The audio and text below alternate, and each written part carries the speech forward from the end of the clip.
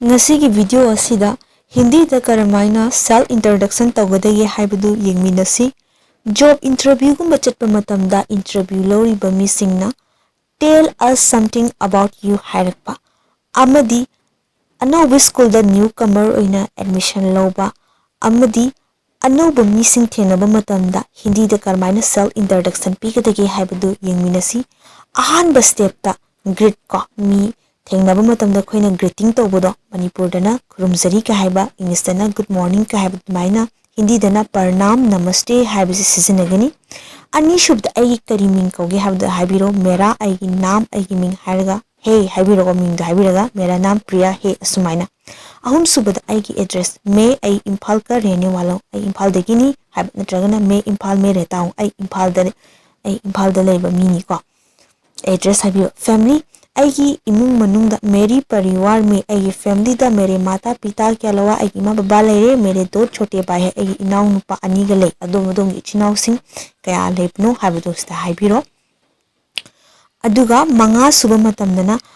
अदोम की स्टैंडर्ड तो आई क्लास 10 कारगना 10 काय 9 कारगना 9 काय हाइबदुंग हाइबिरो मे आई को हाइगा अदोमना तमकपा कॉलेज रंग हाइबिरो दो कॉलेज से ग्रेजुएशन का पढ़ाई पूरी की आईना स्टैंडर्ड कॉलेज से योगिरा मॉडर्न कॉलेज से योगिरा इसाना तोदना ग्रेजुएशन लोशलई अदुगा वर्तमान हागन हौजी हौजी याबनी वर्तमान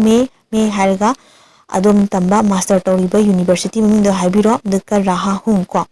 एक्सपीरियंस को दुना अतोपा कंपनी दा हन थबें खांग तोरम बोरगदी एक्सपीरियंस लेबदो पंजन बिबे I interview miss the impression होइनबा मुझे हाना तोबिरम कंपनी में ममिंग हाइबिरो मैं मैनेजर के रूप में 2 साल का अनुभव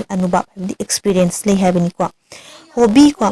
हॉबीज दे केदबा मुझे गाना सुनना और यात्रा करना पसंद है आई सही ताबा अमदी यात्रा हाइबदी ट्रैवलिंग तौनी को पसंद हाइबसना पामबनी आई चटपा सुमाय ट्रैवलिंग तौबमदी सही ताबा आई पामी है हॉबी ओय हाइबनी मथंग दना स्ट्रेंथ आई स्ट्रेंथ से कइनो यंगसी मैं एक मेहनती व्यक्ति हूँ को केदबा आई सामना होनबा कनबा हार्ड वर्कर मिनी को अमुका रिपीट तौसी हुजिके हाई क्रीम यामदो नमस्ते मेरा नाम प्रिया है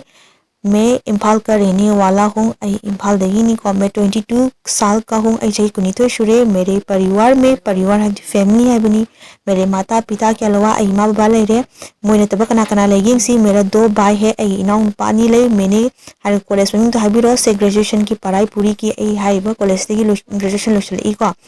वर्तमान में हाइबदी होजी को करेंटली हाइबनी मैं एमयू में मास्टर कर रहा हूँ को आई एमयू द मास्टर तौरी मैं एक मेहनती व्यक्ति हूँ आई होनबकनी मुझे गाना सुनना और यात्रा करना पसंद है आई केदोबा इशाई ताबा अमदी होगी लम चटपसी आई पामजई को मसे आई हॉबी नी है बस माइन तौदना इसान आई सेल्फ इंट्रोडक्शन से हिंदी द सुमाइना पीबे याई हाइबसी आई ngasi वीडियोस दा तेन तकना थंबनी